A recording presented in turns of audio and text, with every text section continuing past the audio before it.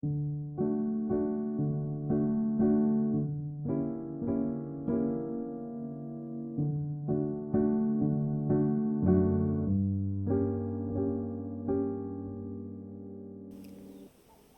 morning, boys and girls. Welcome to our next nature study drawing lesson. Today we are going to draw the ladybird. You might have heard and learnt a little bit about the ladybird from your nature study lesson from yesterday. These are truly beautiful creatures with a bright red or orange covering and their bold black spots. Now I have been searching my garden for a ladybird, but I just can't seem to find any, so today I'm going to be using a picture. Now before we start our drawing, please make sure you've got a nice clean piece of paper, a sharp pencil, and perhaps an eraser, and then the medium that you choose to add color to your picture. I have chosen watercolors. Can you see the colors I've chosen? There's a bright red, there's the dark black, there's a bit of a beige and a bit of a red beige and a little bit of white on the other side. These are probably the colors that you are going to need. Okay. To start our lesson off, let's remember the different lines that we get, the different elements of shape. It's important for us to remember these because they're going to help us with our drawing. All right, so we're going to get the first element of shape, which is a straight line. The second element of shape is a curved line. Third element of shape is an angular line. And then we get a dot, which is a colored in circle and a circle. Right, let's go to our page. We're going to pick up our pencil, and we always start our nature drawing off by writing the title. Today's picture is the ladybird.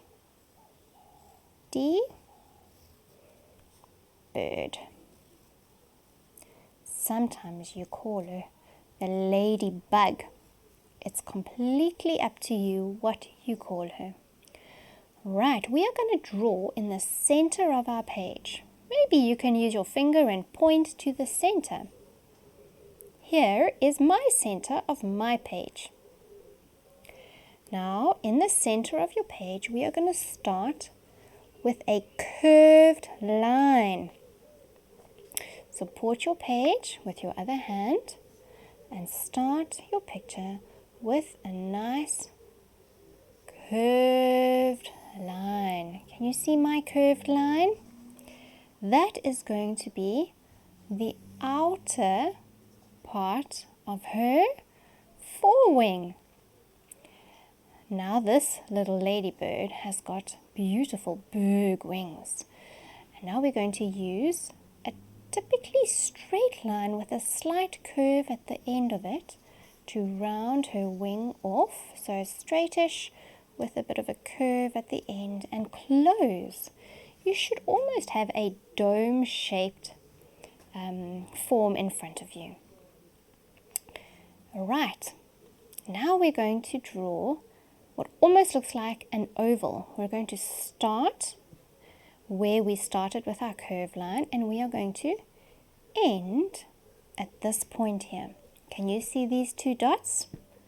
Alright, secure your page and let's draw a slanted oval. That means the oval is going to lie at an angle like that. Alright, let's go.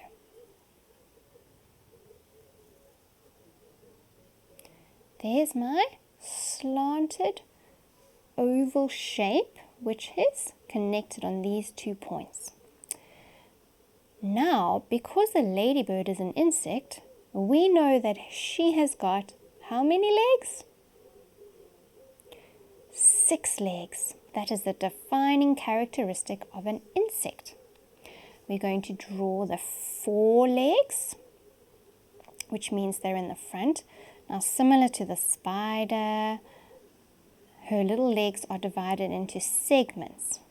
So the first segment comes out at an angle, and then the next segment attached to that part comes out at a different angle,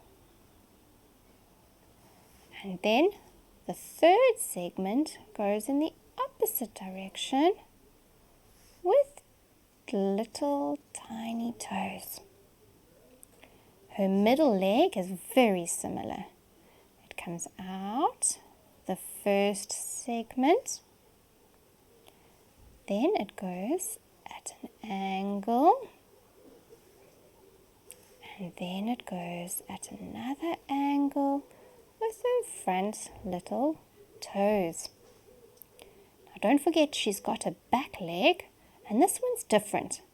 This segment goes at an opposite direction, and it's a bit larger. I think she needs these legs for hopping or walking when she does large jumps.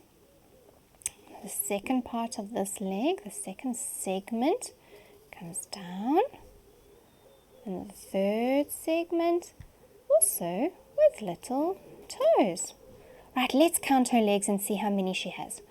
1, 2, 3. We know that a ladybird has 6 legs. So these legs are on this side of the ladybird.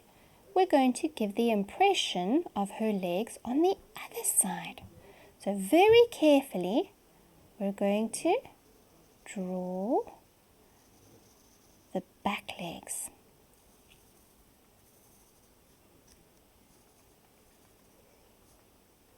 Can you see that?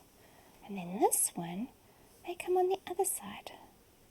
Just very carefully. This comes down like that. Little forefoot. And another one down. A little forefoot like that. Okay, now let's count her legs. 1, 2, 3, 4, 5, 6. Good. We've got 6 legs for our ladybird. Now we need to look on the head. Our ladybird has an antenna. We're going to see, can you look carefully, the little antenna comes out more or less towards the bottom of this section. And this antenna is very important because it helps her feel her way around. She doesn't quite have fingers to feel her way. She uses a little antenna. And again, the antenna is divided into, what do we call these? Segments. Very good. And just below her antenna, she has what we call a beak. Did you know that? A ladybird having a beak? How strange. But indeed she does. A little beak right at the bottom of her head over here. And then just a little bit above her head, she has a little eye.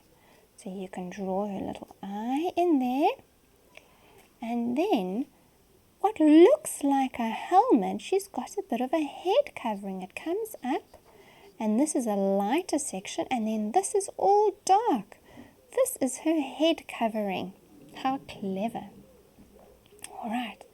Now this little ladybird, this part is a wing, but underneath her wing, she actually has her little body.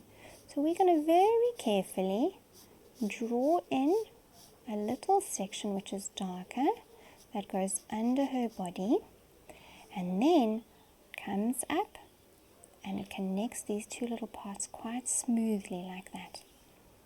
Okay, now what is the distinguishing factor about a ladybird? What is the one thing we know when we see a ladybird? Her spots, that's right. She has beautiful, bold spots all over her back. What a lucky insect. Beautiful, bold spots. And just to give her some dimension, she's standing on the ground.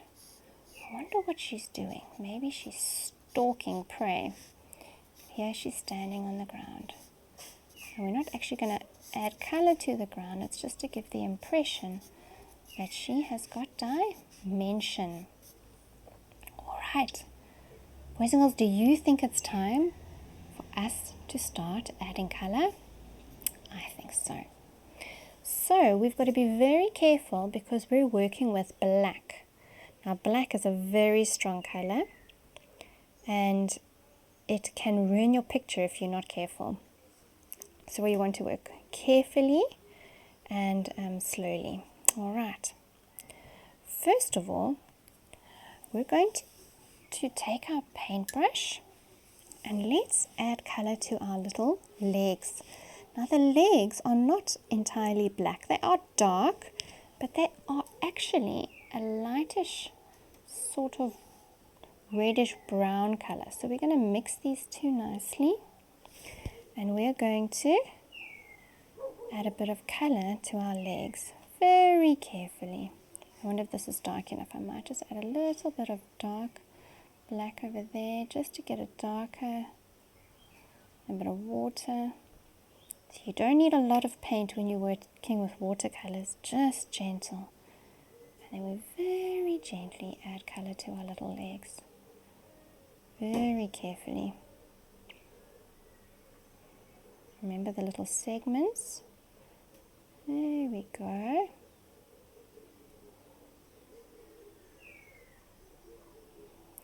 The lighter you press with your paintbrush, the smaller the stroke will be, depending on the size of the brush head. But generally, the lighter that you press, the smaller the stroke will be. So if you want to be careful with the color, you're very gentle when you are painting. The same is true when you are using crayons, hey?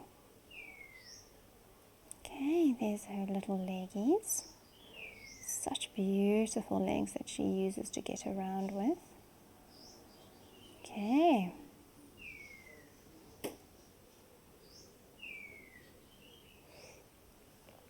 And her forelegs. Let's do her middle legs first. These are her middle legs.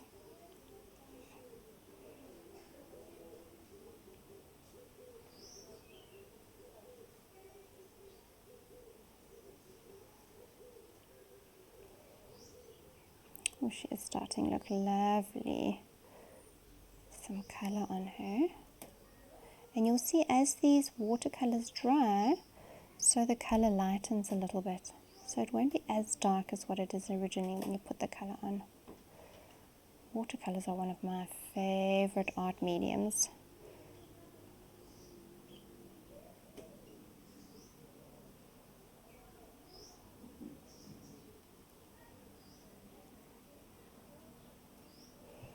There we go, and a little bit more here.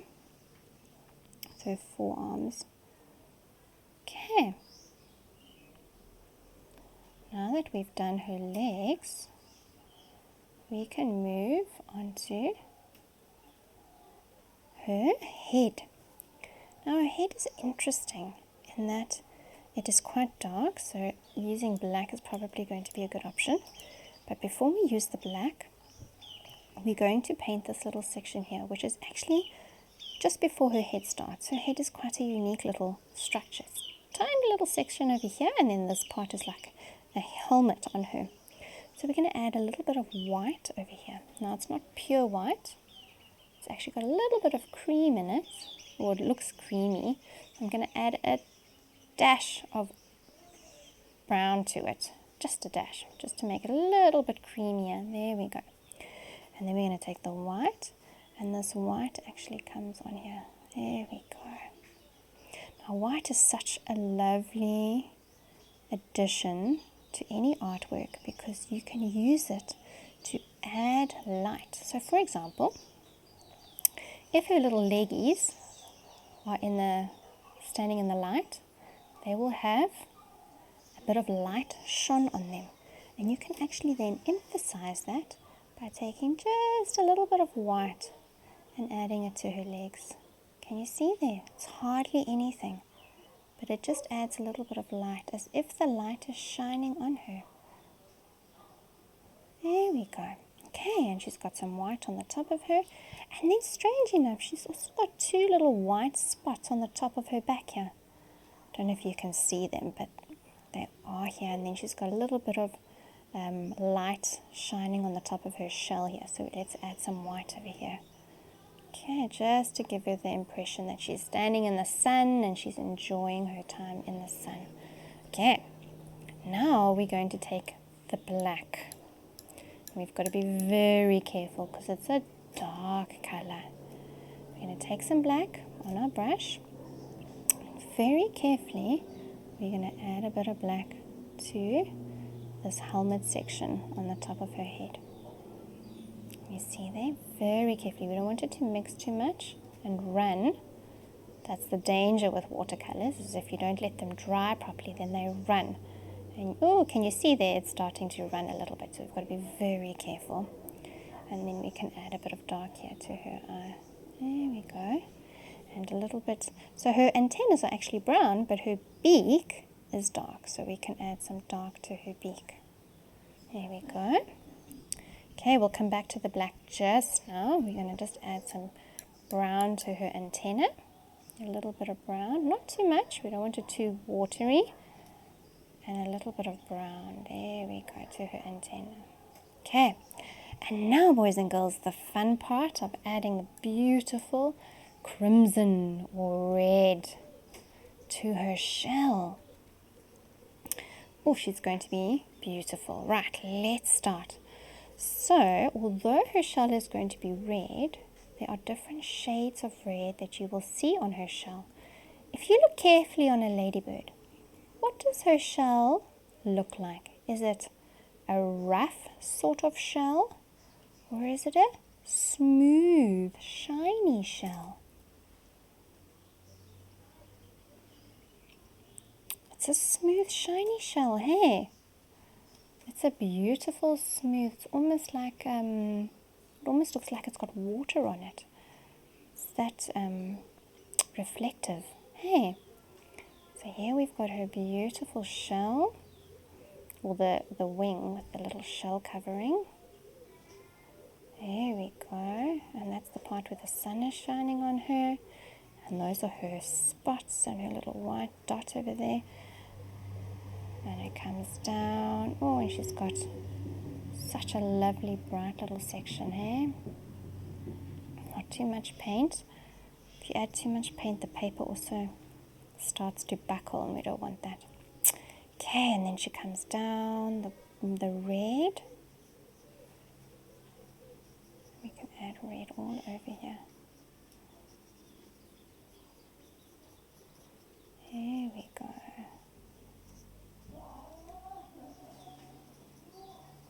Okay, and now we're going to add a little bit of red to this white. Just where that little white spot hits the shell, we're just adding a little bit of red to the white just to give the blendedness. So we're going to blend it in there. There we go. Okay.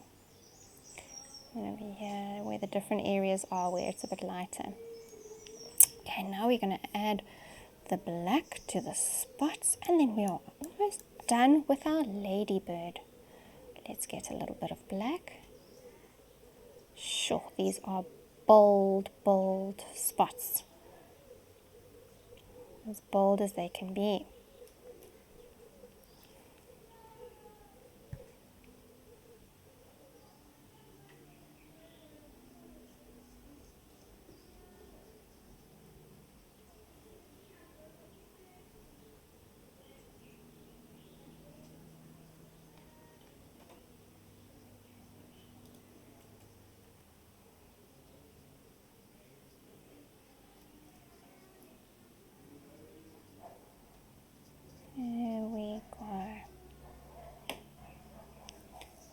And then we clean our brush and put our brush down. And we are done, boys and girls. If you have taken a moment and done a beautiful ladybird, I would love to see it. Ask Mom to take a photo and send it to me. Right, I hope you enjoyed your painting of a ladybird.